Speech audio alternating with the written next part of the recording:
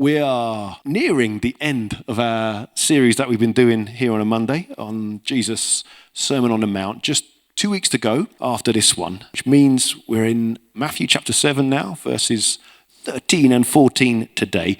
Just the two verses today. So it's a brief reading we're going to have, but it's got a lot in it. So here's a clip of less than a minute of Jesus speaking in this Sermon on the Mount this week.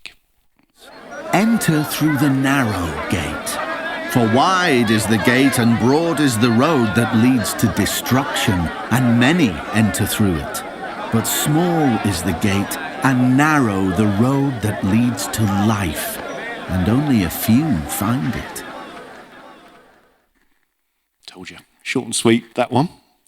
Jesus says this, doesn't he? Enter through the narrow gate, for wide is the gate and broad is the road that leads to destruction, but small is the gate and narrow the road that leads to life. It's a memorable little saying, perhaps, a comparison Jesus paints between two options in life, a wide gate and a wide road, and a narrow gate, narrow road. The wide gate and the wide road. Well, I guess if we think back to Jesus' time, I imagine he would have been thinking about this kind of road, a broad and a smooth Roman highway. A gate at the end, often on Roman towns like this, a gate through and a road on which large numbers of people would therefore have travelled. A road on which we might say it would have been pretty easy to go with the flow. Indeed, I suggest that Jesus uses this kind of road as a metaphor for the way in which we might be tempted to follow the crowd in life, to agree perhaps with popular opinion and live in ways that are in line with that. In contrast, though, the narrow gate and the narrow road, I think that suggests more of a kind of windy back street, one which is, in comparison, perhaps tricky to navigate, even hard to find, and not without risks, because you don't quite know what's around the corner. So I'd suggest Jesus uses this narrow road as a metaphor perhaps for living a life that goes against the flow, that strives perhaps to live differently from the mainstream and that isn't afraid to go against popular opinion. And so what kind of lives, what kind of way of living might these wide and narrow roads be? Well, I guess you'll have your own ideas, I'm sure. But if we think first about the wide gate and the wide path, what that could be, I'd suggest perhaps a dominant view in the wider world is about the need for us to make sure that we look out, first and foremost, for ourselves. It's about making sure that we are comfortable in life, that we've got security, that we're able to succeed in life, perhaps. All of which is understandable, comfort and security and success. But I think it can mean that anything which threatens that feeling of comfort and security and success, well, it can be seen as a problem that maybe needs to be dealt with or overcome. So often, I'd say, we see this in our politics and our media, where those who are different or other to most of us are often held up in headlines as reasons to be angry or fearful. So that might be immigrants and refugees, maybe those claiming benefits, those of different cultures, and so on. They're often painted as threats to our way of life, perhaps our prosperity, our safety.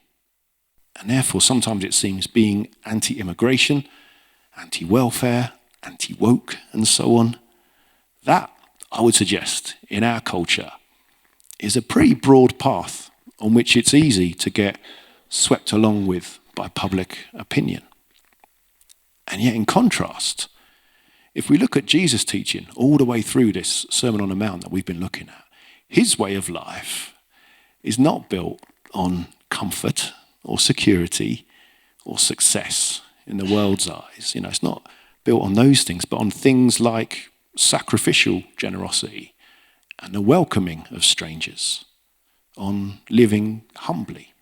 These qualities They're not easy to master, though. In fact, far from being a broad and an easy path to follow in, things like giving our money away, embracing those who are different to us, putting the needs of others before our own, and so on. They're pretty tough challenges for us to live by.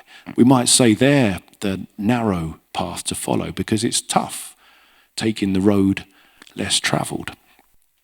And yet what's interesting, I think, is that Jesus declares this narrow way, this way of love and sacrifice and inclusion and grace. That's the way which ultimately leads to life. Life in all its fullness, as Jesus says elsewhere, a fulfilled life for us and for all those who get to share in this love and inclusion and grace. But again, in contrast, Jesus says the broad path, this road of popular opinion perhaps that tells us to look after number one, that way, says Jesus, leads not ultimately to life, but to destruction. What might this destruction be? Well, I imagine, again, in the context of the Sermon on the Mount that he's talking about, we might best call it self-destruction. It's a self-defeating path. Because when you make yourself number one, it tends to lead to feelings, I think, not of joy and freedom, but of perhaps greed and selfishness, maybe being suspicious of others, maybe a fear of failure.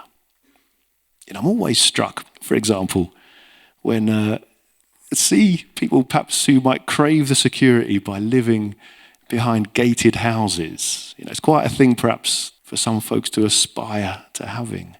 And yes, it keeps people out. Yes, it keeps the house secure. But often it also keeps the people in, since the gate works both ways and it risks perhaps cutting people off from the world and from their community.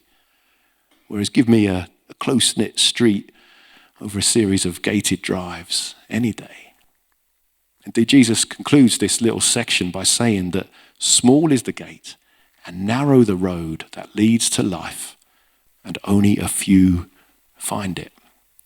And perhaps the fact that only a few find it, perhaps that's the real challenge. For us to live in such a generous and open, inclusive, gracious, we might say countercultural way, that other people are intrigued and affected and attracted by it enough to consider it for themselves. Going against the flow, yeah, but ultimately finding and following the narrow path that leads to life in all its fullness. Amen.